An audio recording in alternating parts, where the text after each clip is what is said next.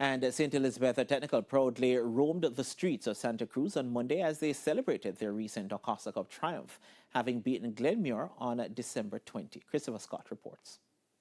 10 years in the making. The people of St. Elizabeth smiled from ear to ear as the STETHS team rolled through the town of Santa Cruz as the new DaCosta Cup champions after they defeated Glenmuir 8-7 on penalties to capture the trophy. Captain of STETHS, DeAndre Barnett, explained that this parade meant more than last year. It's a great feeling, especially in my last year, so very happy and happy for the boys as well. I always had the school behind us through the matches, and now it's time for us all to celebrate as one. And it's not just for the school, but the community, according to head coach Omar Wedderburn. From the final, this is what we know of, to really make the community feel happy.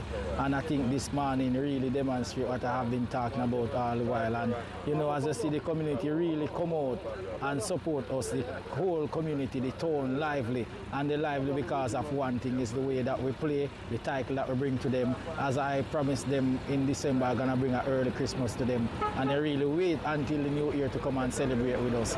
Keith Wellington is the principal of STETHS. I think it has served as a moral booster, not just for the players and the immediate school family, but also for the community as a whole.